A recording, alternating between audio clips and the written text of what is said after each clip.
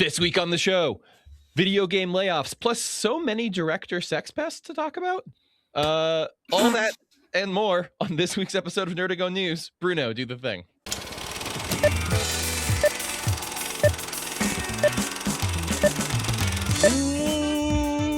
Welcome to Nerdigo News. I'm Riley Trahan, Senior Entertainment Editor here at Nerdigo Media. And, as always, I'm joined by my co-host to break down the news. Joining me are Deepak Chitnis. This is going to be a good one, unlike the other ones. This is going to be good. Producer, yeah, this is the good episode. You joined us for the good episode. Producer Bruno Meneses. I'm barely keeping it together, y'all. And flying high above all of the chaos, soaring with his parents, the other acrobats in his troupe. It's my baby brother, Jackson Trahan. I hope you all are okay up there. We see Robin? Yeah, we're doing great. We're talking Batman. We're here in the amazing Flying Graysons, and we're ready to go. This is the intro you get when I don't work up a pre-chat because I'm in the hospital. Yeah. All that's a teaser for what we're going to talk about here in a second. But first, we need to do some housekeeping. We need to make sure if you're joining us for the first time, you know where to catch all of our other stuff. So we do the news every week. You're here for that right now. Later on in the week, you're going to catch some other stuff going on. Deepak and I have finally recorded 3 whole entire episodes of our Miami Vice recap show. And those are going to be coming to you, I think probably this week is my guess. I think so. I think they'll sort of hit. I can feel it coming in the air tonight. Yeah, indeed, in the air tonight. So those will hit sort of 1, 2, 3. That'll get you through the first half of season 1 of Miami Vice. And then weekly after that, we're kind of doing clusters of episodes to take us through the entire series. We're going to be doing that from now till the middle of the summer. And if you want to join us for that, all you have to do is sign up to be a premium member of Nerdigo Media. And for $10 a month, you'll get access to that, plus all the other paywall stuff we have planned for the year. Trust me, there's a lot of it. So get ahead of that now. Also, social media. You might want to see what we have going on. We have plenty of fun, cool video clips out there. You want to follow us at Nerdigo Media on Twitter, on Blue Sky, on YouTube, on Instagram, and on TikTok. At Nerdigo Media on all of them. Hit us up there. And I also want to make sure that you, dear listener, are aware that we, Nerdigo, had coverage of Sundance this year. So on our website, nerdigo.com, you can catch coverage of all the coolest films that were happening at the Sundance Film Festival. KB is there right now reporting to us about everything she's seeing, about everything she's checking out. She had an opportunity to interview the director of a documentary about AI called Ghost in the Machine. That interview on our website now, nerdigo.com. Check it out. More stuff coming soon. Housekeeping this is section. The first post-Redford Sundance? It is, and the last the last Park City Sundance. Yeah. Mm-hmm. So it's a big one. That's very cool. And we were there. We made it. Now in the future, way in the future, we'll just be able to say, we were at Sundance when it was at Park City. And we don't have to be specific about. Exactly. All right. So before we get to the news and all that, it's just time for us as friends to do a little bit of catch up. And I know we wanted to talk a little bit about the Wonder Man series, but also I wanted to tell my harrowing story of needing emergency medical attention. So which of those do we want to do first? You're so brave. I want to hear your Gwyneth Paltrow running into the guy on the slope story. It was sort of Paltrow-esque. Yeah. I hadn't considered that. I have to ask, was this your hospital setup at the beginning of the episode?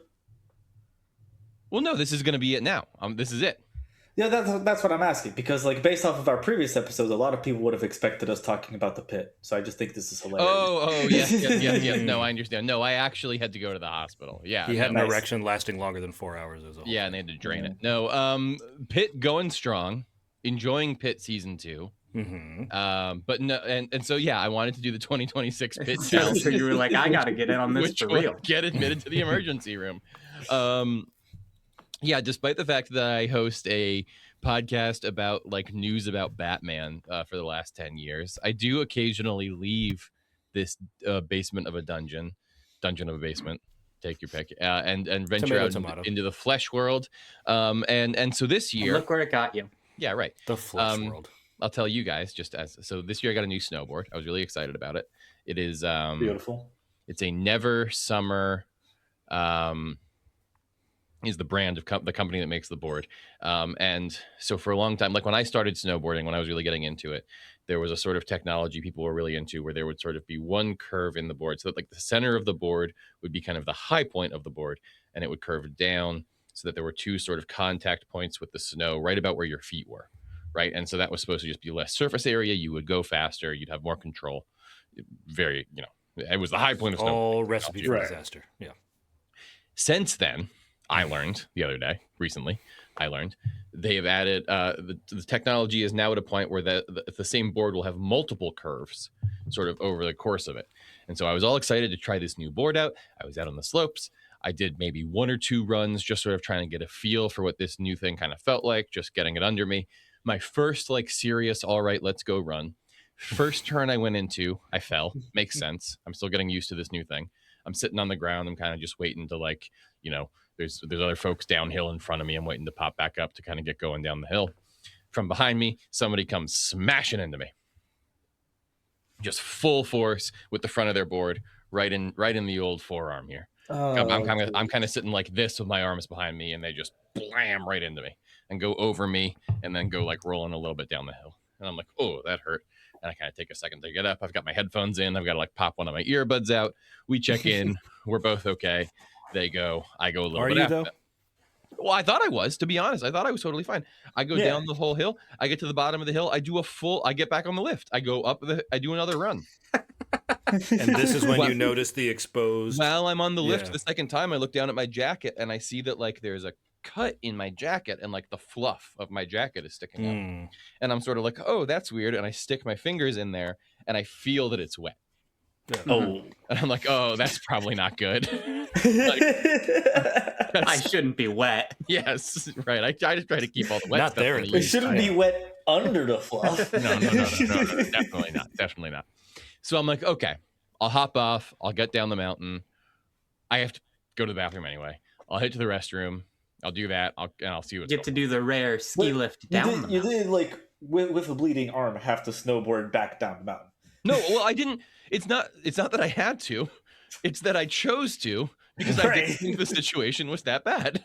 So I hopped on my board, snowboarded down the mountain, got back to the lodge, took off the board, went inside, went to the bathroom, went back outside. Background here, I'm here with my father. This whole we are both sort of theoretically at here together, but we're split up over the course of the day. I walk back out. He's sitting there.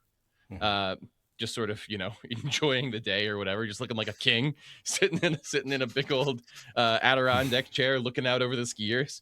So I sort of post up next to him. I take my helmet off. I hope my son hasn't fucked up. Seems to say.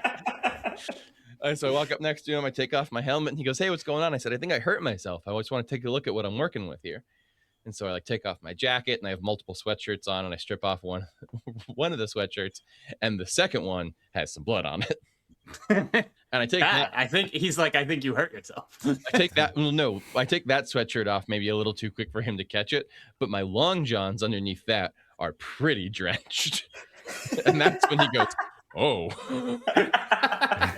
Firstborn came in like a wrecking ball. He was chilling nicely. Yeah. He was having a great day. He was sipping on a Modelo or whatever, drinking a bourbon. Ski slope. Well, he literally was he goes, "I just had the best run I'm going to have all day. I think I'm going to call it." And I'm like, well, I might be injured. So same. So I get down to my long johns and I see that I'm injured and I go down to the ski patrol and I say to them, I kind of show them the situation. They cut it all off. They give me the situation. They're taking the form down or whatever. And the guy who's there's one guy taking my statement and another guy looking at my wound. Right. And wound guy says to statement guy, "Hey, did you give him the paper for how to get?" And he sort of trails it. Like paper guy knows what he means, right? Right. He starts reaching around the corner. He grabs the paper. He goes to hand it to me. And wound guy goes, No, the hospital. Oh, okay. I'm like, oh, all right. So I asked him, he said I'd be fine if I drove back home and went to the hospital in my area rather than the one down by the ski slope, maybe about a 2-hour drive. I drive back. Get to Maggie. Maggie and I go to the hospital together. I'm in and out of the hospital in maybe 90 minutes, but it's 5 stitches in the old arm. I got to keep it dry. Unfortunately, the remainder of my water aerobics class that I may or may not have told some of you about, that's out the wind. I can't do that anymore They said I'm out. 2 weeks I can't get wet. That's the rest of my aqua aerobics class. So Sorry to hear, brother, but proud of you for showing up to podcast anyway. I podcast injured. That's what I do. There we That's good. go. That's And good. I'm going back next week to snowboard again, I think. And if I see the guy, Next week, you won't even be healed yet. I asked the doctor. You can't do the water aerobics, but you can snowboard. Doctor goes, just don't fall on your arm. All right, yeah, fine. Yeah, that's controllable. Yeah. Yeah, Don't right, mess up, Yeah, right. idiot. But so It's that's just as controllable as what happened to you, right? I'm gonna see how I'm feeling, and we'll assess at that point. Yeah. If I'm, Oh yeah, but if you see that guy again, you better have the papers ready. No, yeah. We'll see what happens. We did chat for a while. I liked his style because in the moment, I don't think that. I mean, clearly, I didn't know I was injured. He had no way of knowing I was injured, but like I had my headphones in, and he was laying there, and he looked at me, and he's like, "You good?" And I was like, "I'm good." And if I was him, I would have hopped up and I would have gone, right? Like we did the thing. He might have had a more of a sense that he hung out. He was Oh, like, he- "Are you sure He you're was like, good?" "Are you sure you're really good?" I really Did he beamed see you, like brother. red in the snow and go, if he Yeah, I hasn't don't know. seen He it, might I'm not have. gonna. Totally. Yeah. It's possible. And he Yeah. might have just had a better sense of how hard he clipped me or something. At the time, I thought he was just being, overly You dramatic should about be it. dead, bro. I took the headphone out and I was like, "Hey, man, no, I'm good. I should have taken that turn faster. That's all on me. Don't worry about it. You get out of here." But yeah. Anyway, so that's Scurry me. along. That's my bullshit. That's me catching up on the You're so picture I brave. sent you guys last night. Let's at least Beautiful. chat a little bit about Wonder Man because I know that 2 of y'all have watched it and I have questions. Yeah. Let's get into it. Okay. man. Yeah, the two of us, of course, are Bruno and I. We didn't watch it Yeah. together, but that would have been fun. I was actually kind of looking forward to this one because I like Wonder Man just as like a character in the Avengers. I've never read like a solo Wonder Man comic, but the idea of having him be like in Hollywood, which of course is true to his roots that he's an actor and all that, is fun. So I binged it overnight, and it is surprisingly really, really good. Of course, the only other Disney Plus show that I've actually watched from start to finish is Secret Invasion, so this, of course, clears it by a mile and then some. But it is You didn't really... watch like WandaVision? No, I never watched WandaVision. I never finished Falcon and Moon Knight. I never watched Loki, so it's just Secret Invasion. Basically, boy. if it's got... Good show. Well, it's Sam WandaVision. Jackson or Yahya Abdul-Mateen. I'm like, Yeah. I'm in. It's Black History Right, Month, for right. goodness sakes. But yeah, I don't want to monologue too much. 'Cause I know Bruno has thoughts, but I thought it was really good. It's not as in terms of the stuff that Marvel has done in the last year or so. I liked it maybe not quite as much as Thunderbolts, but I liked it better than Fantastic Four and of course Captain America and maybe even Deadpool and Wolverine. Ben Kingsley, I think, is actually the standout here, and it's really cool to see him stick with this character. Like Iron Man 3 was 2013, and Yeah. he's still doing this, which is kind of nuts. And it's just real. I mean, I joke that it's Once Upon a Time in the MCU, but that is actually exactly what it is. There's a lot of the studio for those who watched the Apple TV show from last year. There's a lot of that energy to it. And then there's some stuff that's more comic booky stuff that we can get into, but I'll turn it over to Bruno for his thoughts. Yeah, no, I thought it was really great. I'm pretty much there with Deepak. I think it was surprising to see like anything like Marvel related when it comes to like lore or like science or like anything like that took a very big backseat to really let this be a character driven show. And not only for, as Deepak already mentioned, and just like a minor spoiler alert, not only for Wonder Man Simon Williams, but like for Ben Kingsley's character, Trevor Slattery, it was pretty much more of like a buddy comedy rather than just like a single person show. There's even like a lot of moments where like very intentionally we had Ben Kingsley like stealing the show from Yahya Abdul-Mateen, so like as a way to like show him how to act, which I think was some really, really well done stuff. It's one of those things that falls on the lines of like love letters to cinema, which I'll always have like will be really, really fond for. It's got like studio vibes, right? Exactly. Entourage, things like that a little bit. Yeah, like Deepak. I was gonna say Deepak like hit the nail on the head with like Once Upon a Time in the MCU, but I recently also watched Jay Kelly, and I'm starting to wonder if the Wonder Man writers had the Jay Kelly script ahead of time, because there's like some stuff like almost beat for beat pulled from there, which I thought was really fun. That's funny. The Once Upon a Time thing occurred to me not just for Hollywood, but because it's about like an actor struggling with his insecurity and his ability to get work or lack thereof. And there's a lot of like Trevor Slattery's in a lot of ways the Brad Pitt to Yaya's Leonardo DiCaprio, kind of hyping him up and telling him, "Hey, you can do this." Can we dig into the Trevor of it a little bit? Like I don't. want to get big on spoilers necessarily, but like, I don't think there's much that can be spoiled sure, in this. fair enough. Yeah. Fair enough. I just mean to say, like, I have questions about like the philosophy that this thing comes in more than like the plot of it. Sure. So obviously, like the Trevor Slattery character sort of shows up in Iron Man 3 is kind of like this one-off, and then gets reappropriated by Destin Daniel Cretton, reused, recycled, comes back around by Destin Daniel Cretton in the Shang-Chi movie, because of course the Mandarin has relationship with the Shang-Chi character, so using All the hail fake the king, Mandarin of and the course, real man, before that. it all works. Exactly. And now here we have just another Destin Daniel Cretton property, and obviously like he just, you know, like they really jive, clearly, you know, whatever it is, the two of them get along well. He wants to bring the character into this world, and it seems like a clean fit. Does this feel like it would be the end of Trevor Slattery? Like that's maybe sort of what I'm like. I'm wondering, is this kind of like a goodbye to the Trevor Slattery character for us? It is until the very last scene, and then I think if we ever see Wonder Man again, we'll see Trevor Slattery. Oh, okay. Exactly. I like that a lot. That's a good promise. Right. They're definitely keeping Kingsley here for the long run, and I'm excited to see more. I'm cool with that. And I know we talked about a little bit offline about how this is Marvel Spotlight, and the idea of Marvel Spotlight is that you don't need to have seen anything. You can kind of come into it without any homework. I push back a little bit on that because you do. Well, here's the thing. It's a double-edged sword. You don't need to have seen Iron Man 3 because it does a very good job, especially at the beginning of, I think, the second or third episode of like telling you everything that happened in Iron Man 3. But of course, having seen Iron Man 3 helps with kind of grounding where Slattery is. Now, as far as the comic book stuff goes and future implications, I don't know if we'll ever see Wonder Man again, but the interesting thing here is, as far as any origin story for him goes, he is, without having explicitly this is never explicitly said, but he's a mutant. Right. I heard a lot of rumblings of will they retcon him to be a mutant. He is 100%. He discovers his powers just like as a child. He makes something happen. The kitchen catches fire. That's not really a spoiler.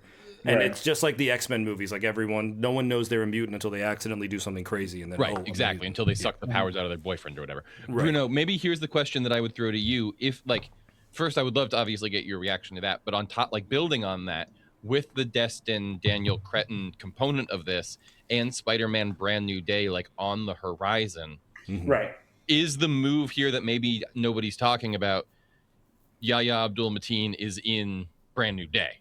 That would be great. That's like, that could 100% be a possibility, like with how things went, because also like they were in the LA area, but it also seemed like they had like, without giving too much spoilers, like it really seemed like they could go anywhere from there. They don't have to stay in the LA area with how like the show ended. When it comes to like the mutant, when it comes to the mutant portion of it all, and like also based off of like how Wonder Man is in the comics, it was a really good route to take things because for those people who don't know, in the comics he is he gets it from Zemo. He is recruited by Baron Zemo and turned into a superhero, turned into a supervillain through like science experiment means, kind of similar to how we saw the origin for the twins by Baron von Strucker in that's right, yes, at the end of I believe it was Winter Soldier, which has since sort of been retconned into like them being mutants, I think. But and then on top of that, later on in the comic book storyline, they use Simon Williams to create Vision, and that's also a very big part of Simon Williams' origin story as a whole itself, to like him going from supervillain to superhero. So they had to find something to replace that with, and I think using a mutant backstory was the perfect fit, especially with like the introduction of the mutant saga coming. So I think that's 100% what they're doing here. All right, jokey. There's no music. Halfway jokey question, halfway real question before we actually get to the news. I was fully prepared to just spend this whole section asking you guys Kingo questions. I had a whole Al Pacino and Once Upon a Time in Hollywood style metaphor set up. But like, is the lack of Kingo in this movie like full confirmation that the Eternals are dead? Like, if Kumail doesn't show up for a cameo in the Wonder Man movie, are we just fully never talking about the Eternals ever again? Didn't he get sucked away by Arishem at the end of the movie? I don't think he's on Earth. I believe, yeah. Oh, okay. So maybe he just wasn't in play, you're saying. I don't remember if that was just Cersei that he takes with him or if it was all the surviving Eternals. Yeah, because it's been a while. was. I believe he was one of the Eternals taken away because I think there was. I remember clearly a shot of like his like assistant sort of looking up like after he's taken. Listen, clearly when Um, Harry Styles showed up, my mind was just wiped right, right. of anything that had happened I before. don't think they're gonna. I don't think they're gonna be retconning all of Eternals. Maybe we won't see the Eternals cast come back, but they're not retconning all of the Eternals because we already saw like the Celestial there. Like they're keeping Right. that. There Oh, and that's there. fair. The We're gonna Celestial be Well, revisiting that. So on a related recognition. note, Chloe Zhao is doing a lot of press now because of Hamnet. People are asking her about Eternals because that's all the media cares about is Marvel. Right. She essentially said that Feige let her do Eternals because she was the only one. It came off like a backhanded compliment. I don't think he meant it this way, but he basically said we were never going to make this movie, but you really wanted to make it, so we're going to do it. Oh, okay. If there's no impetus from her to do Eternals 2, Probably not. it's no. won't I happen. can't imagine there's an impetus from Marvel to do. I guess I Eternals didn't 2. even know if like, those characters I feel like are in an interesting place of like, will we see all of them in Yeah. Secret War? Certainly not. Will No. we see any of them in Secret War? I If feel like there's I'm one we still see, sort it's of- going to be Kumail, because I don't know that any of them are popular or you would liked expect, enough. right? I mean, Yeah. I don't know. Maybe we get like a No Way Home style full CGI treatment of like Jon Well, how did they Snow do with his Sprite? big black sword or whatever. But How did Right. they do Sprite at this point? Because the girl would have Yeah. grown up like 10 years since by the time they. But yeah, I don't think they're doing the Black Knight either. I'd be surprised. They're not doing Blade anymore, apparently. So. I'll also like right before we leave Wonder Man, I'll lastly call out that one of the writers on the show and head writer on one of the episodes was Zeke Nicholson and from Dropout, and I'm just really happy to always see Dropout folks branching out into new stuff. oh hell yeah. Was it Yeah. the black and white episode? I think it was. Yeah, that sounds about right. Yeah. Very cool. All right. Well, with that, let's get down to the news. And starting us off, Jackson, you've got a story about a disappointing turn of events in the video game industry that we're going to be talking about. Yeah, this is a little bit of a downer note to start with, but this headline from Variety has been making the rounds, and I felt like it should be talked about because I think this is in the air in the video game industry, but it's shocking to see the numbers. So, this Variety article is headlined that 1/3 of the U.S. video game industry workers were laid off in the last 2 years. Which is obviously a shocking number in its own right. Tough. The gaming industry has always been a tough place to work in, with a lot of expectations of crunch hours and sort of an unhealthy workplace environment, and not a lot of tools for people who work there to combat those practices. Video game is not a unionized space yet, although stuff like this has really been pushing, I think, more and more people to look in that direction. This is also especially shocking because this is the time of year when we usually get the Game Developers Conference, or GDC. That is actually why we got this study, is it's the organizers behind the GDC who did it.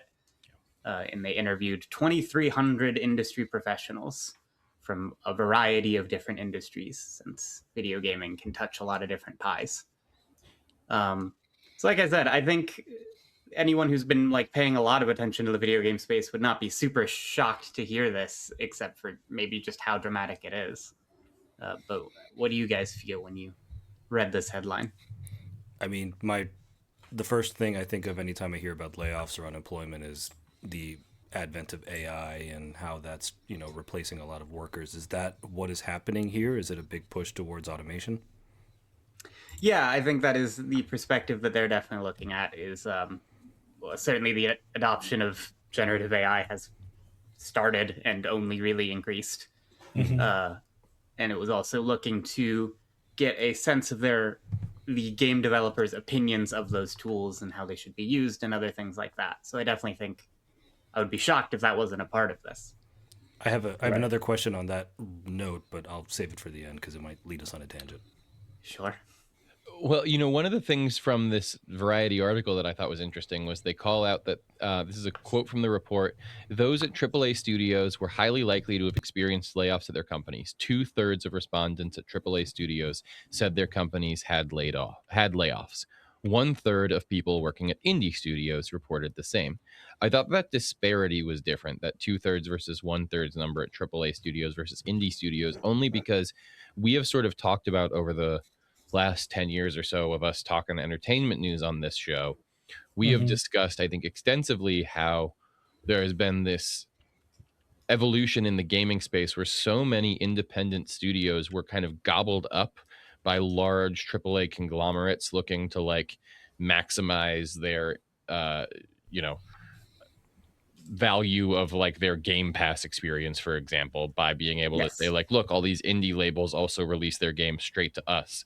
But it also elevates their credibility in the community, right? But I think what it does is us. it builds like redundancies, right? Where like we don't have like the actual numbers of the report. I would be interested to see them if we got our hands on them. But my thinking is that a lot of folks who were not in the actual programming space, right? Like if you're the HR person in one of those independent gaming studios and you get bought by Microsoft, like your job's getting done by Microsoft HR now, right? Like you're immediately out the door. So I think like a lot of that shrinkage was probably due to some of that acquisition of like people being shown the door when they get bought by a AAA studio. And it's just like, I think in the past we've probably talked about it as a lot of success of like, oh my gosh, look how great they're doing. They made this game and now Microsoft wants to buy their company. It's the dream. And like, yes, but also no, right? Like, I think that was. Yeah, you were being pretty coy at the start, but it is, I think Microsoft is the most notorious offender of this. Yes. They're the one with the biggest pocketbook, right? So. See some indie studio do really well with one game and then acquire them and then demand that they do that well in the next 12 months. And when they don't, we'll fire everybody. Yeah. Yep. I do think that's the worst that the indie scene has it, but I do think that I'm not shocked to hear that statistic that the AAA industry is much oh no, totally worse. I also think, and Jack, maybe you can give us some insight into this. I don't know if this would like qualify as a layoff number necessarily, but one thing that I know exists that we've talked about in the past is sort of like, oh, I worked on that project for that studio, and then when that project was over, I exited, and then maybe worked on another project on a different studio. Is that sort of like nomadic lifestyle at all factoring into this, or are those different things? But that's not layoff, right? Isn't that a... Yeah, I would not expect that would qualify as a layoff, although it does sound like this is a pre-response survey, so I guess ultimately the person's opinion of if that qualified as a layoff would maybe be more important. Sure. I left. But I was just thinking about Rockstar, who have been in the news for... I mean, I will maybe say George R. R. Martining all over GTA 6. For laying off a huge number of their employees, presumably for organizing for unions. So that's another area where, I don't know, it's just the messy industry. Sure. Well, but that's the thing. Union busting in video games is crazy right now. I mean, part of it's so close to happening, and it feels like it has been for so long. It is, but it's also been so. If you Google this, it's all Ubisoft and Rockstar, right? But it is like such an interesting little niche. They're definitely the highest profile. I mean, and maybe the most what's the term? Brazen. They're taking the hardest line stance against it. But Jack, a billion years ago, this must have been in the first couple years of the podcast, you interviewed the guy that wrote Spec Ops: The Line. I was thinking about this the other day. Right. Yeah. And because he had put out a book that was all about his experiences in the video game industry. And one of the things he talked about, and I thought talked about really, I would let Jack, while I'm talking about this, could you look up the name of the book and the author in the background here so we can plug him appropriately? Because I really thought at the time the way he talked about this was commendable, because he talked about crunch, right? This phenomenon in the video game space where you'll get to the last however many months and suddenly everybody's personal life goes out the window and you live, breathe, and sleep the work. And he talked about it in a way where he was like, look, it is problematic. We shouldn't be doing it, but also like it is kind of addictive. It is sort of why people do this job. Like it is kind of a love-hate thing. It's not purely like I'm being abused by my workplace. And like it was a very interesting way to hear him talk about it. And I think that sort of thing does lead to like for a long time is what I think it led to difficulty in understanding like what would a video game union even look like, right? When like these sorts of conditions are kind of baked into the pie. And I think people have gotten over that in the last like 5 years or so. We have sort of started to see this turn towards like, no, but we've got to figure something out. There's got to be some level of worker, voice at the table. And now as we've gotten like closer and closer to the video game industry unionizing, I think we've seen more companies like Ubisoft or Rockstar start to really get aggressive about busting. So I wouldn't be surprised at all if some of these companies were or some of these numbers we were seeing in this report were like union busting efforts. The book is Significant Zero, Heroes, Villains, and the Fight for Art and Soul in Video Games. The author is Walt Williams. And he also wrote an article advertising the book called Why I Worship Crunch on Polygon that is still up for free. If you want a little preview. Really worth a read. Just, I mean, even if you're at all interested in video games, it's really interesting. But yeah, I think that's, I mean, like I said, I don't want the whole show to just be us being sad about the current state of industries that we like, but I did want to brush out on this. So the question that I had that was potentially going to lead us on a tangent is, we talk a lot about how generative AI is something we don't want in movies and TV and music, of course, for various reasons. But obviously, from an artistic perspective, no one ever wants generative AI in anything, especially including video games. But where do we stand on AI in video games writ large? And especially given the fact that I'm the old guy yelling at the clouds. I remember when like I would have to play The World Is Not Enough or GoldenEye against like the computer player, right? Right. Does that count as AI? Are we pro AI when it comes to making enemies more challenging for us? Like, where do we stand on that?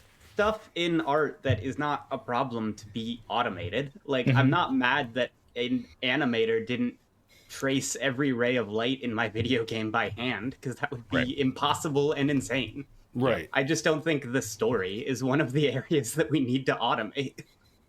Is AI being used for writing code?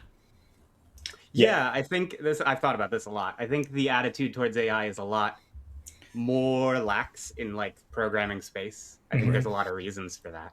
One is that, I'm sure Bruno has opinions on this too. I think one of them is that in programming, unlike in writing, you can have situations where there is correct code.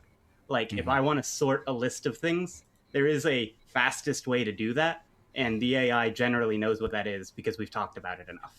So it can be useful to produce code that does the right thing when the right thing is an objective and clear thing to define. Right. But even then, I think it does make programmers lazier and worse at programming when they don't have to practice as much. But you still have human in the loop, right? Well, yeah, sure. Yeah. Bruno, did you want? I didn't want to move on before you had a chance to add on to that. No, I mean, like Jack pretty much hit the nail on the head, and like it is like something to like keep in mind. It isn't just in the video game industry. It is pretty much anywhere that there is programming happening. Like they are being like over reliant on AI these days, with like just when it comes to like small things like that, and that will, with time, just get worse. Sir Poppy, Pro Button News.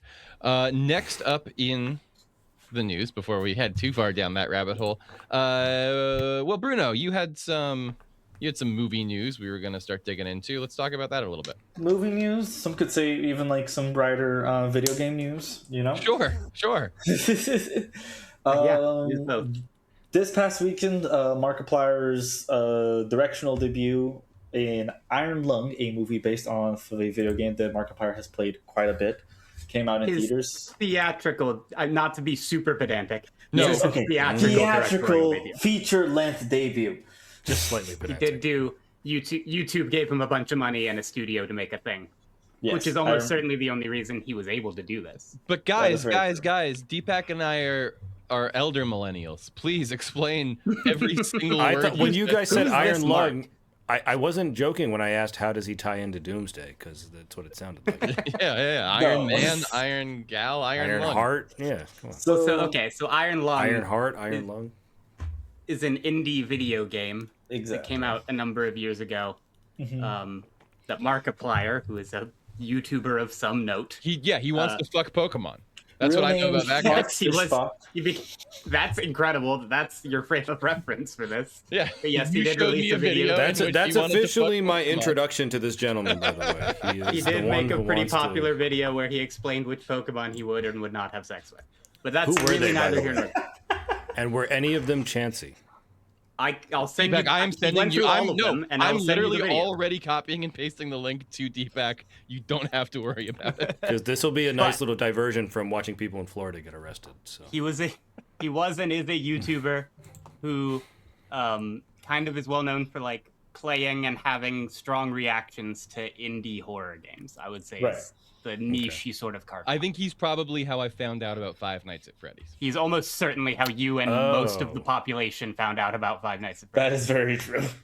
And then the Five Nights at Freddy's got made into a movie, which prompted where I someone found on out about Twitter to make a joke at like, "Hey, Markiplier, when are you making a movie about Iron Lung, this new obscure indie horror game that you just played?" And then he did He it. said, "Bet fools." Yep. Challenge accepted. I should mention it is a co-direction with the game's lead developers, which is Oh, that's cool. I didn't know. No, that. this That's is like great. Robert Rodriguez giving Frank Miller co-director Yeah. in Sin City. Yeah. yeah, no. But yeah, it takes Robert place on, Rodriguez was our Markiplier. it takes place on this He quit desolate the DGA moon for where it takes place on a desolate moon where like it is only navigatable through its like ocean of blood. Yeah, it's like And- this guy's sent to a moon that's an ocean of blood to explore. Mm-hmm. Because we have questions about the moon that's an ocean of blood. Like just like touching on the game real quick, the entire Whose gameplay blood? is you operating. questions. That is a very good question. But the entire gameplay is you operating on a submarine, and like it's just you doing the operations inside the submarine. Right. You can't see where you're going. You have to occasionally take pictures of your surrounding to make sure you're not going to crash into something, which is also how you get to like the most Well, because frightening you know, parts of Riley, the it's game. an indie horror game, so Yeah, it's no, like, I we couldn't have make played a whole indie horror. environment. No, I get the vibe for sure. But Yeah. But like moving on to the movie news, it pulled in a very impressive 8.9 million on Friday night, which was on a reported $3 million budget, right? This on is a the $3 movie or the million trailer budget. for the movie? No, this This is was the the movie. The movie Oh, that it's came on out, YouTube. Okay. My man, it's in in theaters. theaters. It posted $18 million. It is. We said at the beginning of this. Well, Jack corrected me at the beginning of this. It is his theatrical directional debut. Sorry, you're right. Yep. Send Help, number 1, 20 million. Markiplier, Iron Lung, number 2, 18 million. It was number one for one day on It was Friday. number 1 on That's Friday. crazy. Wow. No, he's. I Good mean, for him. he self-financed this too, apparently. So he is. Yep. Mazel It is a tov. He fully- was put up for this movie, and it's apparently working out. But can Fully I? self- Commercially, if movie, maybe not um, critically so much. yeah. Eh, It has other cast members that are like just like voice artists from like the video game industry, as well as other other YouTubers from the video game industry. It's got Troy Baker, Elsie Lovelock, Sean McLaughlin. Most people will know him as Jacksepticeye, and Caroline Kaplan. I know Troy Baker from Last of Us. Yeah. Absolutely, you do. Yeah, I think the general critical response I've seen is maybe the best movie I've seen that wasn't Right? written, directed, or starring anyone who's associated with Hollywood in any way before this. Yep. Yeah, I sure. took a quick look at Letterboxd. It has a 3.3 off of 50,000 reviews, which is, Respectable. I would say, pretty impressive, It's got a- respectable. Almost certainly better Um, than a movie I made would get. For comparison, Send Help has the same amount of reviews at 3.5. There you go. It's got a 50% on Rotten Tomatoes with 12 reviews, and it's got a 89% to Popcornometer score with over 1,000. I think. I do think maybe an internet poll for Is going to this be film- inherently biased. But yeah. no, but this is part of listen, I only really have one take on this story, but this is part of the argument that I want to make, which is, to my mind, this whole story is just evidence that the young people are not against going to the cinema. They just want to Right. be given And that's something a they fair actually point. give a shit about. Yeah. And like yes. folks, younger people than me. I'm just going to lean into being an old man here. Young people are going to see this movie and are coming out and giving it inflated Rotten Tomato scores. But that's what everybody did back in my day with The Dark Knight. And I'm sitting over here screaming about how I want people to go to the movies. And young Markiplier gets in there with his iron lung. He's getting butts in theaters. He gets asses in seats, man. That's the thing. Like when a movie is made by fans of the games for fans by the games, people are gonna sit down and watch it. Like we saw the trailer for the fans by the fans, just like Lincoln said. We saw the trailer for Street Fighter earlier this year. It looks stupid as shit, but it's gonna make a fuck ton of money. It's probably gonna get shitty Rotten Tomato scores and still like a high audience score because it's we're getting a Mortal Kombat with Johnny Cage. That's exactly probably what people want. I do have one question, but I'll leave it to the end again.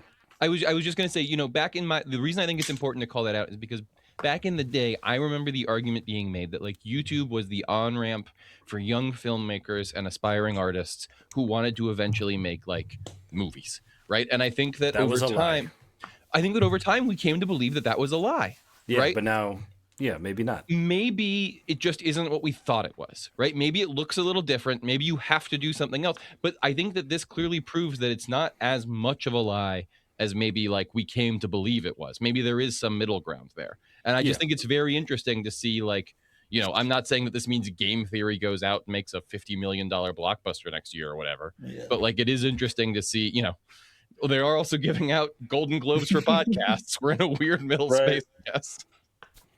I was getting pissy about that tomato score, but now I have bacon, so I'm happy. So my question is, because of Jack and Bruno, who are resident youngins on the podcast, that's the only reason I know about this. So I'm going to ask you, does this give you any more confidence in the reportedly upcoming movie based on Skibbity Toilet?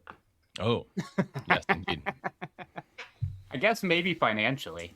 I will because auteur Michael Bay is involved in some capacity. So right. I'll pretend you asked me about the Backrooms movie instead, and I'll say I'm excited about it. I don't even know what that is. Well, we're somewhere in the middle then, I think. It has to inevitably be where we leave that. All right, next up, we've got, who's upsetting? Deepak, do you want to do yours is less bad. You do your guy first. I don't know if it is. No, my guy's in the Epstein files. Oh, yeah, well... so Page Six earlier this week had the exclusive that so for a couple years now we've been wondering kind of what happened with the Safdie brothers, right? Who of course are behind Good Time and Uncut Gems. They were now one's with The Rock, one's with Timmy. Que pasa? Right. So I don't know what's going on. Benny Safdie is the one who he acted in Oppenheimer. He's going to be in The Odyssey. He also acted in Licorice Pizza, among other things. He also did act in Good Time, by the way. And then he, of course, wrote and directed the Smashing Machine earlier this year, which kind of landed with a thud with audiences. I think critics were also kind of lukewarm. Josh Safdie, of course, is the one who then on his own went and did Marty Supreme, which is now up for 8 Oscar nominations, including for himself Best Director. I think it's up for Best Original Screenplay. Of course, it's up for Picture, Actor, and all these other things. The Page Six story this week got to the heart, supposedly, of why the brothers have had a bit of a, if not, certainly at least a creative rift, if not a personal and other rift, which is that on the set of Good Time, which came out in 2017, they were directing a scene. The scene involved, and let me make sure I get the names right, a 17-year-old cast to play a prostitute in a crime thriller. Opposite along with Buddy Duress, who is now the late Buddy Duress. He's since passed away, but he was a recovering drug user. I think he spent some time in jail. And the Safdies, of course, like to the kind of guy they like to cast right, like Kevin O'Leary, friggin' what's his name from The Fan in New York, the stupidest fucking bet I ever heard in my life. Actors. Frank Francesa. Yeah. But anyway, Mike Francesa. So anyway, it's Buddy Duress and the 17-year-old girl in the scene. Supposedly, according to the report, Josh Safdie is really the one leading the directing here. Benny is sort of on the side. We can talk later about whether we think that's because Josh Safdie is the more... Right. Yes. Right. I mean, there's been a whole thing. This monster actually work is an interesting question that we could given Smashing Machine versus Marty Supreme, right? But in this context, Josh Safdie is apparently taking the lead. And in this scene, Buddy Duress, who again is the actor, was high on set on something, whatever it was, and exposed himself to this 17-year-old underage actress and asked if he could, I guess, stick it in. Yeah, give us a line reading, Deepak. I don't think we need to do that, guys. Yeah, I thought I nailed it. I'm trying to see now what the actual. It was, can I stick it in real quick? Yeah. So there was another producer on set, Sebastian Sebo Baird McLeod, who for some reason was married to Emily Ratajkowski.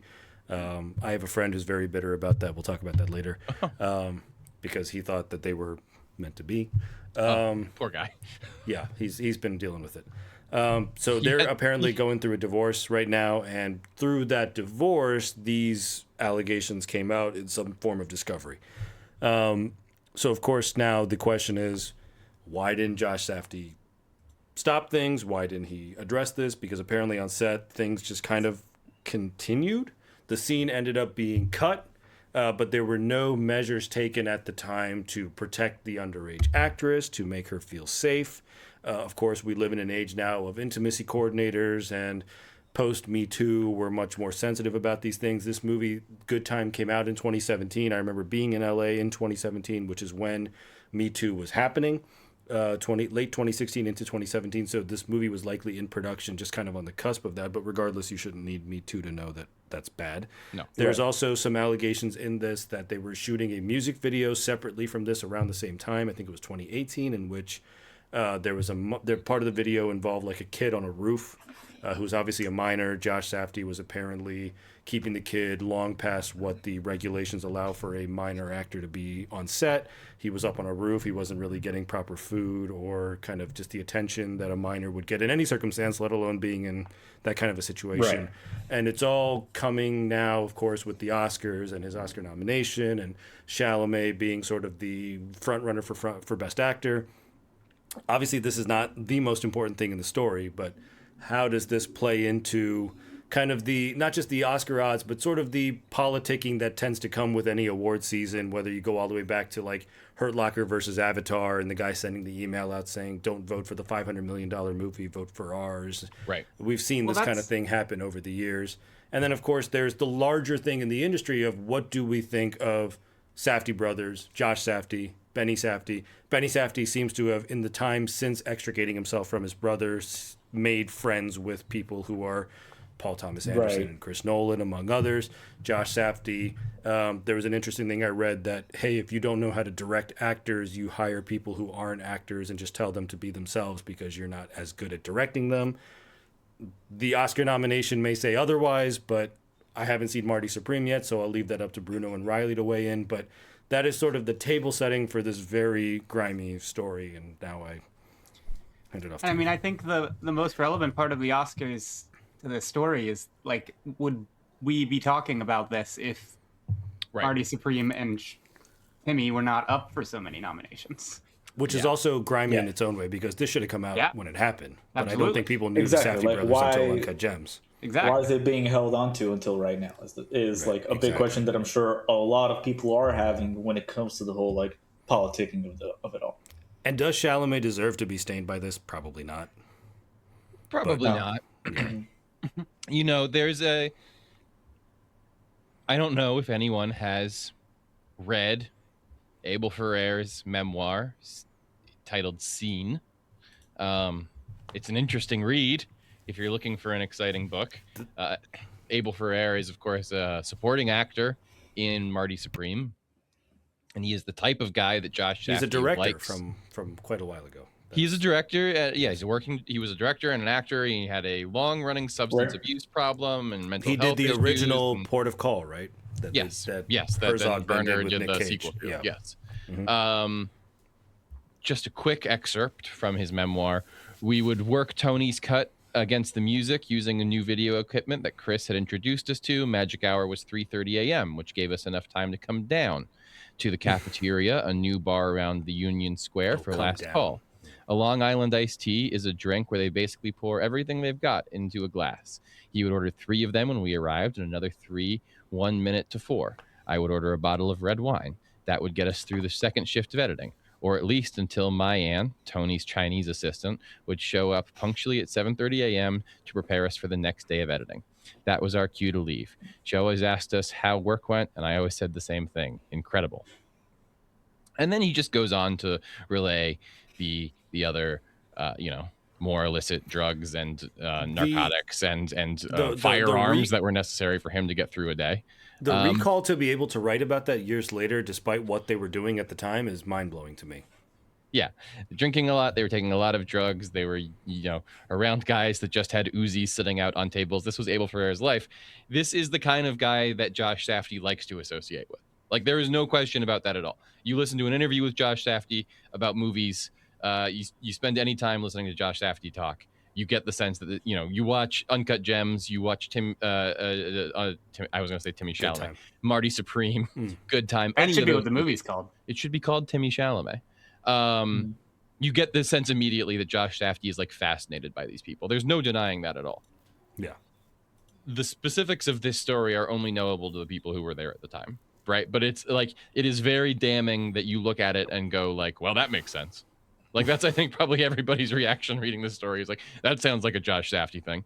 And I think that's why it has become like so at least online, like in like film Twitter is abuzz with this thing. Like, it's done. Like, people are making like he was never going to win at this point. But he was never going to win director. No, certainly not. But original like, screenplay was always a movie? stretch. Yeah, no, so that I mean, I think Chalamet still wins. I don't think it hurts Chalamet. I don't think I never thought Chalamet was. But what does it do anyway, about like the possibility of Josh Safdie making another movie? That might now be in serious question. And more, and not more importantly, but also related is, do the brothers ever get back together? I don't know that Benny wants to be stained by this either, and I don't know, and I don't know that Benny Safdie deserves to get off the hook, because if he's there on set and he's ostensibly a director and he sees something happening that shouldn't be happening, why isn't he being a little more forceful? No, right? He's a director. His name's on the picture. Exactly. He owns it just as much. And he's an actor in that movie specifically too.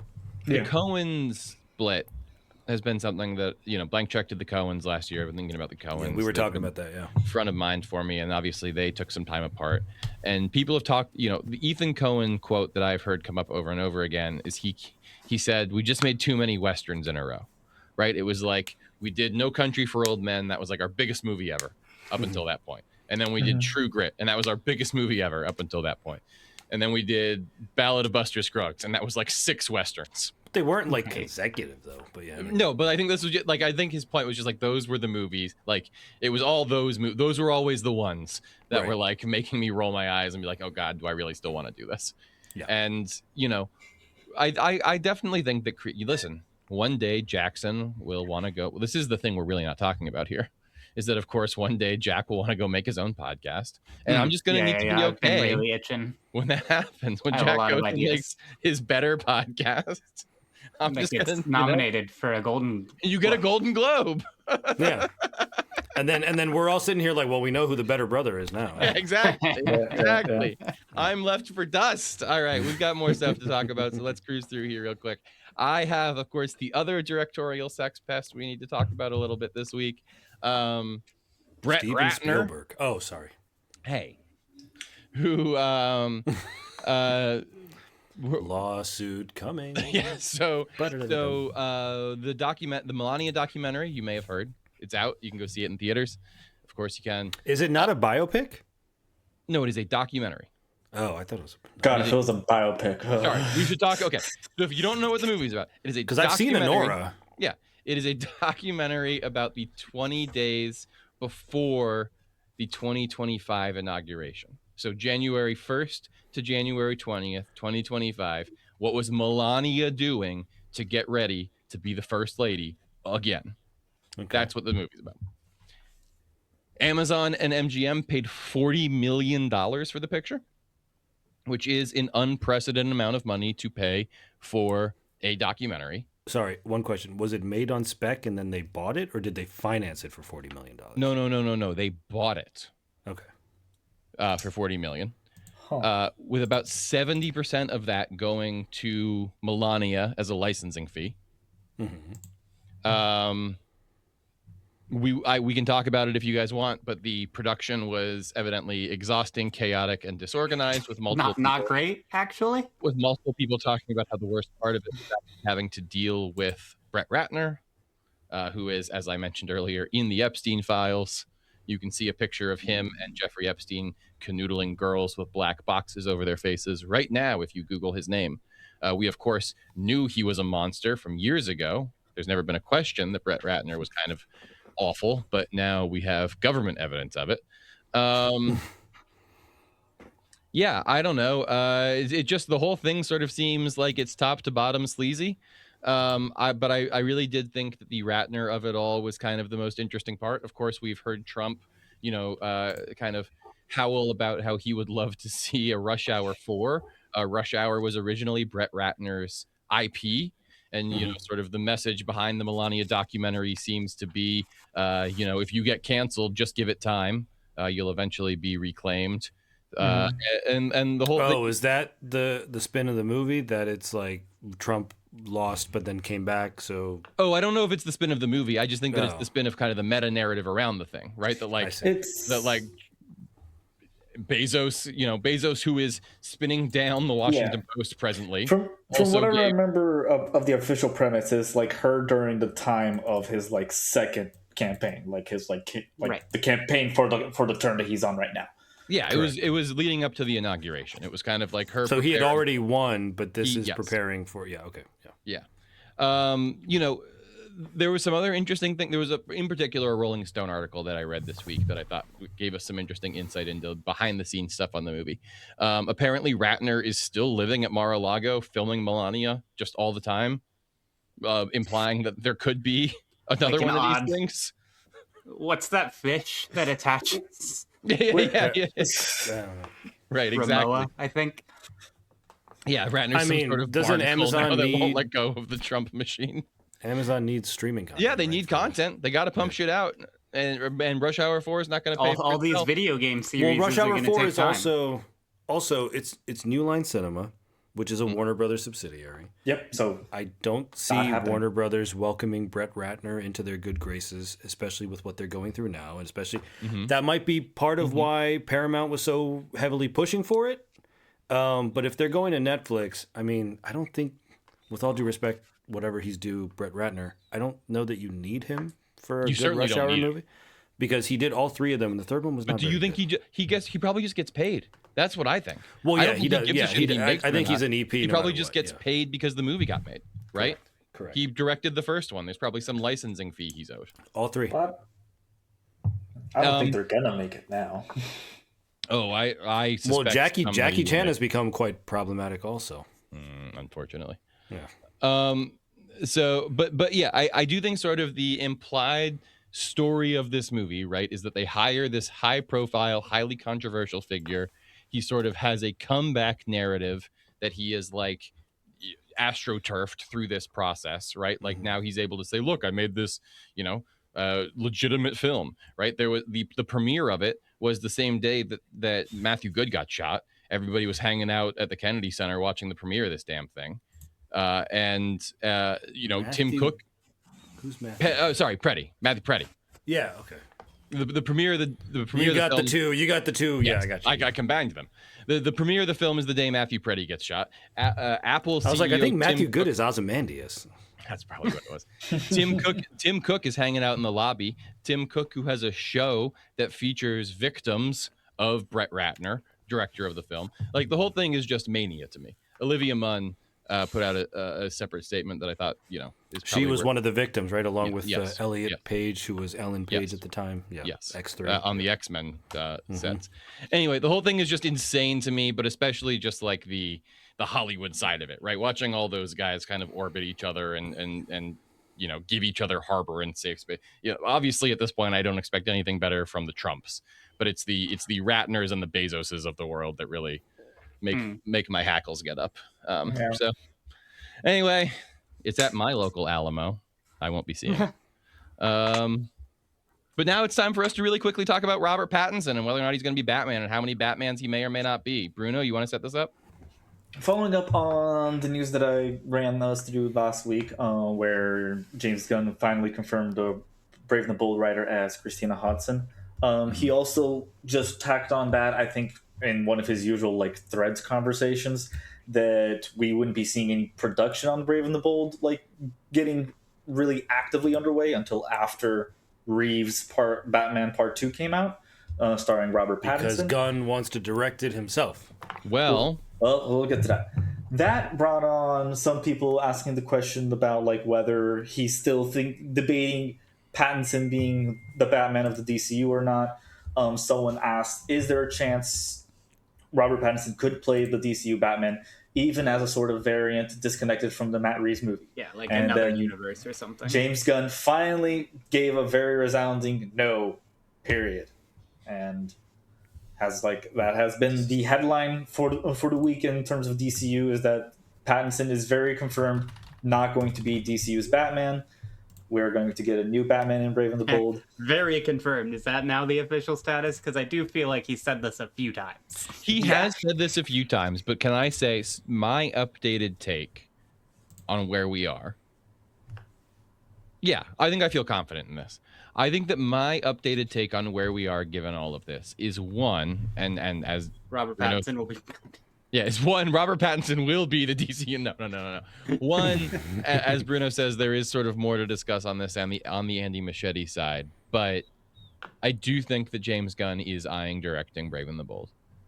But two, maybe more importantly, I think that maybe the DCU strategy for introducing Batman is what's the rush. And I think that the more I consider it, the more that I do kind of cotton to that strategy. Because even if you were, let's say you wanted to give Pattinson 3 movies, which I don't know that they do, but let's say you wanted to give Pattinson 3 Not movies. At the rate they're going now. But this is what I'm saying, Dave. This is my point. If at the rate that they're going now, you could say we have a Batman currently. He's doing his, you could be 10 years into the DC universe before you introduce the most important character in that. Like, imagine the tension. Can you though? Because what if you risk the growth of the DCU by not? I don't think you do. I think that's the argument. Because that won't that 100%. I think that yes. I think that's the argument completely. But like, it does sort of like suggest to me, what if, Captain America, this is sort of the problem with the analogy, is the MCU didn't really have any of these like so exciting characters. But that's why they had to do origins. Right. That's why they did what they did. Right. But what if they're so exciting characters, the X-Men? Exactly. Yes. They tried and it didn't work. But what if the Hulk hadn't showed up until Ultron or something? Like that's kind of like that's sort of what the parallel argument is here, is that you do kind of have this incredible lifeblood injection you could give this thing right when it starts to slow down. I mean, and maybe you have the built-in argument of we're letting Pattinson do his thing. There is an analogy in that Andrew Garfield was Spider-Man. Yes. But we didn't get MCU Spider-Man all the way until Civil War. Yes. And the MCU was definitely the MCU by then. Spider-Man is maybe the best analogy you can pull. Of like, look at how much it juiced it when that guy showed up. Now imagine that's under Rouge. Yeah. I think that's an interesting point. But the other thing, Bruno, is that... sorry, go ahead. I was just going to say, it's not like, as I recall, granted, I was pretty young at the time, but it's not like the original cast of the Avengers were, like, the most famous Marvel characters. No, certainly exactly not. They were sort of the scum bucket. Right, that seems to be what I recall. Because, actually, hold on, sorry, I do have a physical prop ready for this. Stand by. Oh no! Oh no! I'm reeling. Off mic there. Do you? I think you don't. As is relayed. There you go. In MCU, the story of Marvel Studios, by a friend of the podcast, Joanna Robinson, Dave Gonzalez. Marvel had licensed the film rights to all of their most successful characters to try and keep themselves afloat. They didn't have Batman and Superman rights, right? Like, everybody you knew was out the door. This would be like if DC was trying to make a movie about Red Tornado and Big Bertha, right? Like, that was what Marvel was working with. And the idea that James Gunn has Superman probably feels like riches beyond compare to him, right? Like, he might be able to say, all right, I've got Superman and Green Lantern. That's all I need for the next 15 years. Right. Then we'll get Batman in here. I don't know. I mean, my point is just that like I do think we're a little. Comic books in particular can get so focused on like individual characters that they like. It's like, well, or you could make a good movie, and that will also work. Yeah. And this was the statement that Gunn had made a little while ago was he said, Batman has to have a reason for existing, right? So Batman can't just be, oh, we're making a Batman movie because Batman's the biggest character in all of Warner Brothers, which he is. But because there's a need Bigger than for Bugs him. Bunny? They don't even fucking Bugs Bunny lives on Pluto TV now, man. We don't give a shit about Oh, that's Bugs right. Bunny. They got rid of Looney Tunes. That's right. Yeah. But because there's a need for him in the DCU and a need that he's not exactly the same as Matt's Batman. And I think that that's the most important part is like this is the thing that we've heard James Gunn say over and over again is he wants a Batman that is different than all the Batmans that have come before. Not just different than Robert Pattinson, different than all the Batmans that have come before. And that he is really trying to make sure that this movie gives us a Batman that we haven't seen. And he always says in live action, which I think is interesting because I do think he's going to maybe try and do the animated series Batman. Right. So that was that's my question because I think go to Superman. I know Riley, you're a little bit lower on Gunn than most of us are, at least until Superman. But I mean, I like James Gunn. I think Guardians 2 is amazing, and even the first one's good. Superman's good. We all like Gunn.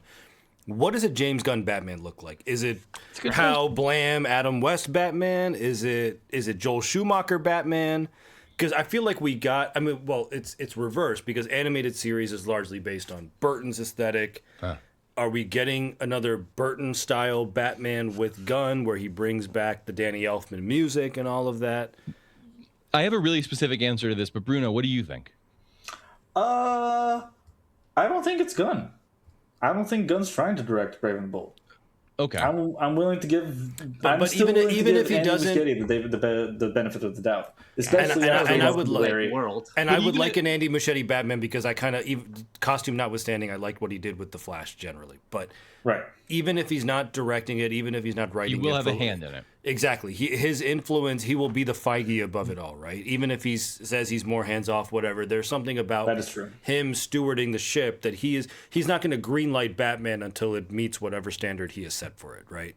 Yeah. So what does that look like? In that case, I do think it looks like something a little bit closer to what we have seen in the Schumacher era of Batman.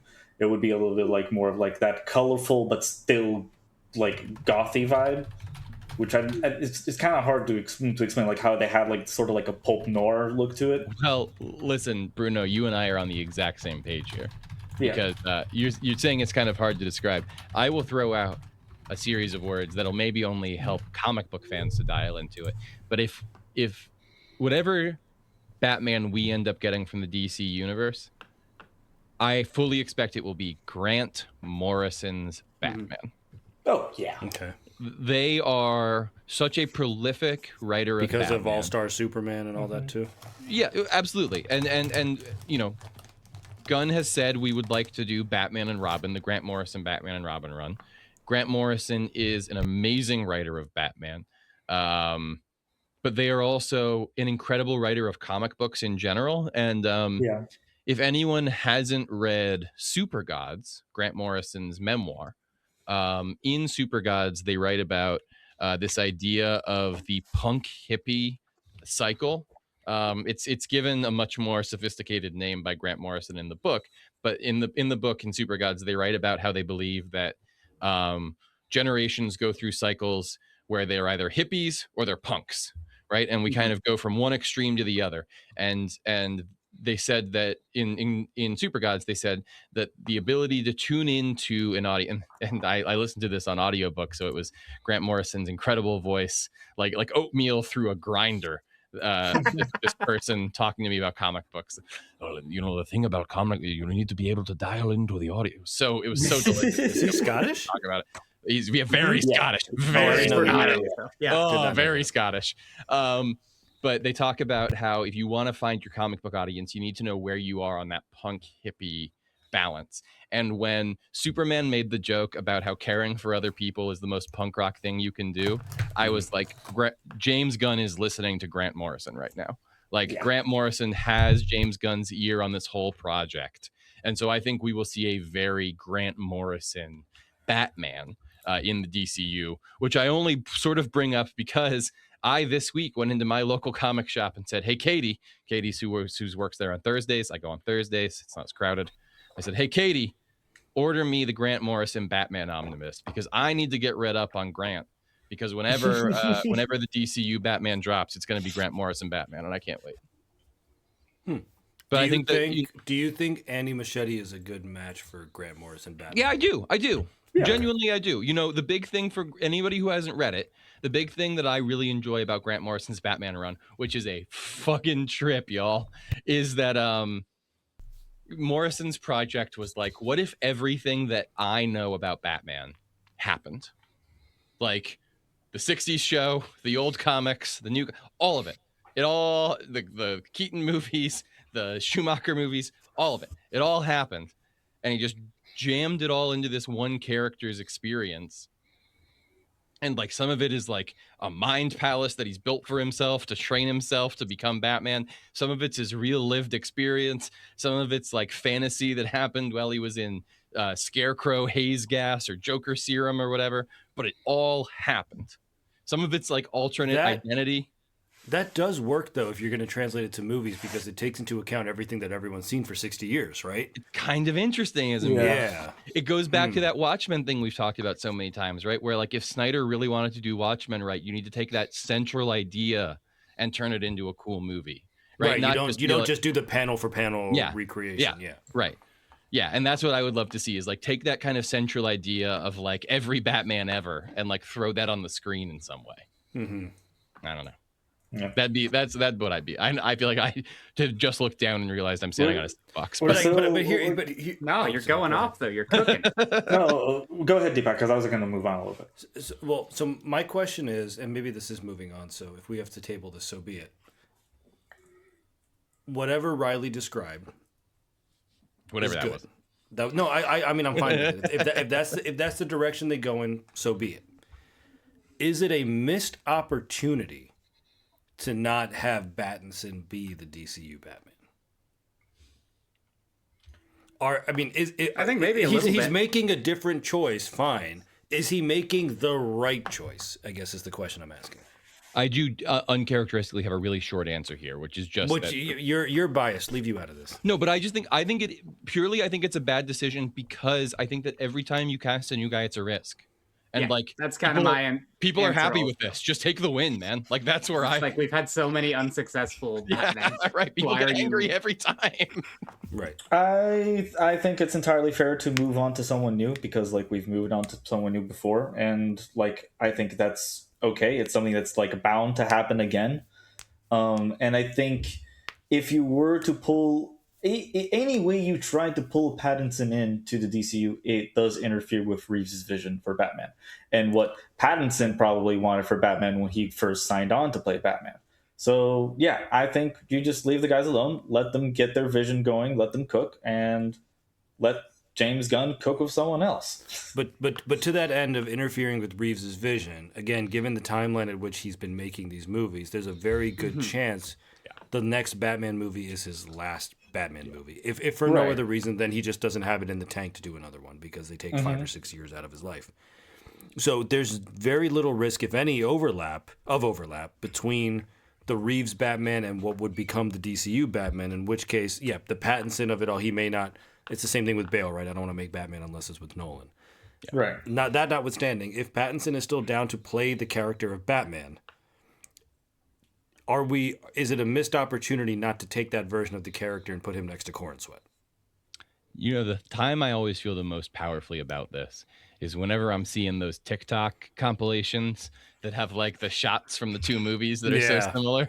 I'm always like, oh yeah, like when I'm watching those, I'm real pumped up for because the way that you guys have both said, we've recast these roles a million times and you're doing it a new version, you might as well just cast a new actor. By that same token, Pattinson still feels new. He does feel new, and that's so that's where I would push back. Like, I do want to engage in the actual question, but where I would push back is just to say that, like, I still believe that there is a world where Reeves gets a third movie, because I do think that like there's a possibility that some of this delay might have been out of his control. writer strike, director strike. Yeah, I'm not personally criticizing him. I'm not saying he's a slow, lazy piece of crap. I'm just saying no. Whatever it takes for him to make these movies takes a long time. The strikes, the studio getting acquired, DC figuring out its new direction, whatever else. Like, I could see a world where the gap between 2 and 3 was a lot shorter, and if like in 3 years he was able to get the third one turned around, maybe you give him a little trilogy, and now you have the Nolan trilogy and the Reeves trilogy, and they can kind of sit side by side with each other before Gunn or Machete or whoever else comes in and do their thing. Right. Sure. But I do ultimately think that like these movies will do what they want to do, and then they will wind down, and then Gunn will have his guy, right? I keep joking in my head, it's Armie Hammer. And by the way, when 2012 Dark Knight Rises happened, right, even though Nolan said he was done and Bale said he was done, and the movie set up that Bale was sort of quote unquote dead, and that Joseph Gordon-Levitt was going to take up the mantle if we ever saw these characters again, people were still rabidly hungry for more Bale Batman. Well, so you can have a perfectly successful little self-contained trilogy, and people still say, "Hey, by the way, Bob, if you want to come back, we'll take you." Right. Let me throw this galaxy brain thing out that I heard Deepak say that I don't think Jack or Bruno have heard yet. Oh yeah, uh-huh. yeah. You know where I'm going with this? Do you want to take? Hey guys, who's buying Warner Brothers? Netflix. Yeah. They were the one. Netflix ever fuck around with Justice League? Not yet, right? Well, who's a director that Netflix has in their stable that they've given hundreds of millions of dollars to? That's true. Netflix and Zack Snyder are best friends. Okay. So Deepak was having fun with. What if we give our man another bite at the apple? Hey, welcome to another one. Welcome to the barn. Well, there's 3 or 4 different DC You're routes doing a you can Justice take. League movie anyway, right? Can we just ask? Could you just take one of our in-house guys? We would really love it if you could throw one of our guys on Justice League. Just what a fucking. Oh, I'll take it a step further and say you guys can do whatever the hell you want with DCU and Reeves and all that, but there's still a dedicated fan base for the Snyder guy that we have in our barn over here. So why don't you just go ahead and let him keep working with Cavill and Affleck and Gal Gadot and everyone and just make whatever the hell he wants? No, not even all of them. What if can we just get Affleck and Snyder back? And can they just do make the Arkham Dark game Knight that Arkham movie that they wanted to make, right? Just do Dark Knight Returns. Just get 60-year-old Affleck in here to do a Dark Knight Returns movie. I think even after the Snyder Cut, I think even after Rebel Moon, I think even after Army of the Dead, it's very indicative that the problem is the creator / director and not the fucking studio. So why are you guys entertaining this idea in the first place is driving me insane. Well, that's why. Bruno's like, please, we must live in a world with some logic. Surely we can't. We live in a society. Remember when Zack Snyder made the Joker say "We live in a society" in the movie trailer? Just like George Costanza. Movie? Bruno, kind of the funniest thing he's ever done, maybe. All right, when that we said, get back, I would watch it. The show's over just this week. We'll be back next week. All right, that's been Nerdigo News. Thank you so much for joining. Before we head out, we want to hit you with some pop culture recommendations. These are things we've been watching, reading, eating, playing, or listening to that we've enjoyed recently and we think you'll like too. We're going to do a little bit of talk about them, but not too much, but mostly just because I'm going to take the unprecedented move of going first so that Jackson and I can talk a little bit about the fact that I've been watching Paranoia Agent. Yeah. Hell yeah. The Satoshi Kon 13-episode series that I have on Blu-ray. I am 10 episodes in. I'm going to watch the last. Do you have the Steelbook? I don't have the Steel. It's the only Satoshi Kon that I don't have on Steelbook. But Deepak's like Christmas gift registered. But I've been going through it. It's a freaky one, I hear. It's also one of the only ones I haven't seen. It is so fucking good, Jack. You've got to watch it. It is such a funny little thing because it is so clearly just.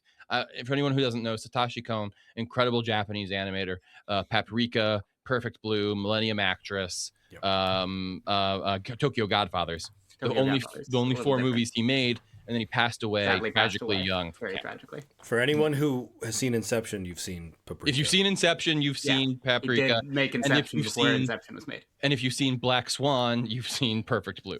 2 of his 4 movies were made into transcendent Hollywood blockbusters by big, in the same year. Blockbusters. Yeah. Weirdly. But so anyway, Tokyo Paranoia Agent is his television show that he made, and he was sort of he probably knew that he didn't have long when he was making the show, and the show is very clearly sort of, and he's talked about, you can find interviews where he talks about it, the show is very clearly just all the ideas that he kind of had that he knew he wasn't going to have time to Just develop, like, I gotta get these out. Substantive. But it is so incredible the way that those ideas don't feel like abandoned or hurried or rushed or just sort of shit out, but feel like they are a part of this larger thing that does stand as a work of art on its own. The structure of it, for anybody who isn't aware, at least at the beginning, is it's sort of about a series of attacks that are happening where a golden inline skated bat-wielding guy that in the English dub is called Little Slugger, but in the Japanese version, I believe he's called Shinzo Bat. Either way, a cool name, regardless of how you slice it, is going around attacking people, and these two police officers are looking into it. But every episode, Cone called it a relay format, where every episode hands off. So like in one episode, you'll meet the main character of the next episode, and it kind of keeps going like that. So you get further and further away from that original story, but it's all sort of one unit the whole time. It's so compellingly good.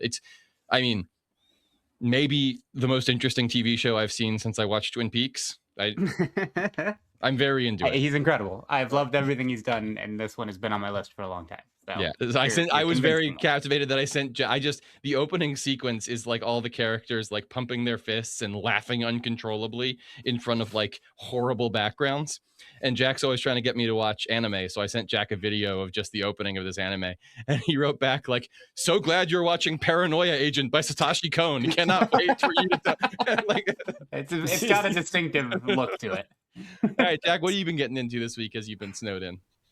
Yeah, so this week I played a game that just came out 3 days ago now, maybe, I guess. It is called, and I'm going to try to be as clear about this as I can. It's called Berry, Berry, Berry. Oh, okay. Very clear. And that is bury, the verb, to bury something underground, followed by berry, the noun, like the fruit that you eat, followed by bury, the verb, to bury something underground again. Bury, bury, bury. Indeed. There's also Michael Burry, but that's different. Incremental game, so it's like sort of an idle game where you have to do a little bit of input, but in general you sort of sit around while the number go up. Jack's been playing a lot of games where you sit around while the number go up. I have been in a sit around while number go up, dude. Is that even a game? This one was unexpected. I just come out and I hadn't heard about it, and I saw it and I was like, sure. It is a indie game with sort of light horror elements. You've probably seen this bit before. It's not doing anything super exceptional, but I thought it was competently made, and I had a good 5 hours with it, I think it was, in the end.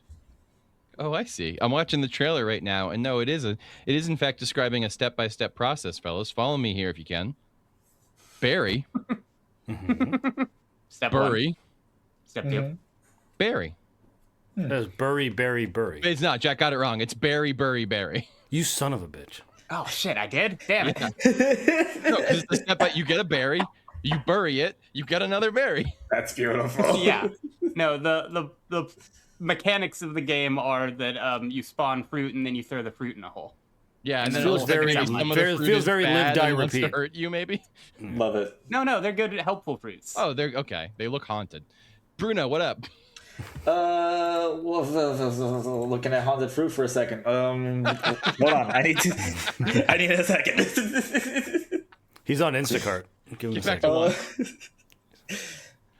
Okay, so just following along on sort of like an Oscar watch list that I'm doing. Last week it was just an accident. This week I went into the snub section of the Oscar watch list and put on Jay Kelly, Noah Baumbach's newest movie, which he co-wrote with Emily Mortimer. It is starring George Clooney and Adam Sandler. And Jay Kelly played Batman, right? Very recent. He's the most recent Batman, actually. He actually is. You're right. Yeah. Jay Kelly is actually the most recent Batman. Believe it or There is not. actually a montage of Jay Kelly's characters in the movie, which is just a montage of George Clooney's characters, which I thought was really, really great. But yeah, as like from what you can hear so far, it is, as I already mentioned earlier with Wonder Man, one of those like love letter to cinema movies. It's definitely less subtle than what we usually expect from Bomback, but as a trade-off, he does a lot of very like stylish and like sort of like meta narrative things with how he's telling the story, which I thought was really interesting, really fun, and like once again, very much for someone who just loves the whole like art of making movies and like watching like the behind the scenes kind of stuff. Some of the best acted scenes I've seen like in the last year, especially from Sandler, Clooney, but like also I want to shout out Billy Crudup, who had, sorry if I butcher your last name. He had a short, like maybe 10-minute appearance total in the movie, but like really, really stole the show while he was on there. Adam Sandler and George Clooney were doing a lot of like very like meta takes with some of their characters that I thought was really, really fun. There's certain conversations that it almost looks like Adam Sandler is being like, "Hey, can I be the lead for a second? You're not letting me." And it was all very, very intentional. It landed very, very well. I think Adam Sandler did like one of my favorite performances I've seen in recent memory. Just being like a desperate family man trying to be a desperate ordinary family man. It's the kind of energy I kind of wish I had seen him do in Click like way back when. But yeah. Now, I haven't seen the movie, but I have seen one clip from it multiple times. I don't know how it works within the movie, but isolated, the "I'm Jay Kelly, you're Jay Kelly" exchange, I have found really works. So I can only imagine how well it works in the actual movie itself. Like at least for me, but like there's a lot of things that will do this for me. It was a bit of a tear-jerking scene. Yeah, hey, Bruno, you and I both. Maggie will laugh at me, but dog food commercials can get me, man. I go like that these days. Deepak, what about yourself? What you got? Before I start, I just want to mention we talked about Yahya Abdul-Mateen. We just talked about Billy Crudup. Of course, we mentioned Watchmen. So we've done the whole Dr. Manhattan gamut today. So there you go. About that. The full Manhattan, as they call it. Yeah, that's exactly. So I'm going through my no rewatch 2026, which is of course failed because I've rewatched movies from last year that my wife now wants to watch. She finally got to watch Sinners. She enjoyed Sinners. She did not like it as much as One Battle After Another. She got very, very... she was not happy when anyone had their hands on Michael B. Jordan. And the fact that there were two Michael B. Jordans, each with their own girlfriend, pissed her off to no end. Yeah. We also watched Bugonia, which she really liked, and I really liked even more the second time, I think, and I was live tweeting Riley through the whole thing. And of course, I then did at some point rewatch Return of the King because I need my. You went straight into it. I don't really know. I need my Middle Earth fix. I went straight from Begonia into Return of the King. I was like, I need it right now. He was watching Begonia, and he sends me a message. He goes, "Hey guy," he goes, "This no rewatch thing isn't gonna work out." And I was like, "Well, it's a Best Picture nominee. Your wife hasn't seen it. Reasonable." Then he sends me a picture, Return of the King, and I was like, "Well, had to be done." We talked about Wonder Man. The two things I'm going to mention for my pop culture thing are the Oscars on YouTube have a YouTube channel, of course, and one of the things they have on there that I recently discovered are short films by Satyajit Ray, one of which is called Two from 1965. It's like 12 minutes. It's really good. I would watch it. I'm not going to say anything about it, but it's worth watching. And another movie from last year, which I rewatched because my wife hadn't seen it, and now she's super obsessed with it because she loved it way more than I thought she would, was Dhurandhar, which is the best movie of 2025. It is now on Netflix. You'll see things online if you go on Reddit, which is like, oh, they've edited some stuff, they've censored some stuff. They have, for whatever reason, they've gotten like the Indian version of it, not the uncensored international version of it, which just means that there's a couple of swear words that are muted out because of or whatever. Yeah, they're not even like they're not American swear words. They're Hindi swear words. So if you don't know them, you wouldn't know them. But fair. It still fucking slaps. I'm waiting for 3 hours, man. I've got the projector 3.5. set up. I've got the surround sound. I'm just the moment I have the time, I am jumping in. It's awesome. Go watch it. And also, while we're on the subject, I just did want to call out. I don't know if Bruno left in or cut out Jack and I talking about HBO dicks, but Watchmen, of course, has dicks per episode of 0.22. This has been Nerdigo News. Thank you so much for listening. Make sure next week that you head over to youtube.com/@nerdigomedia or nerdigo.com to watch this episode and see all of our beautiful faces. Thank you to Bruno Meneses for producing and editing this show. Thank you to Purple Planet for our music. And thank you to you for supporting us in all of our things. If you are a paid subscriber to this show, make sure you check out Miami Vice, 3 episodes dropping this week. Deepak and I taking you through the first half of season 1. If you are not, please consider being a paid subscriber or share this episode with somebody that works for us too. Make sure you leave us a review wherever you find this episode. That helps us so much get out to new listeners. And as always, we will be back next week talking about the news. So don't forget to join us next week to hear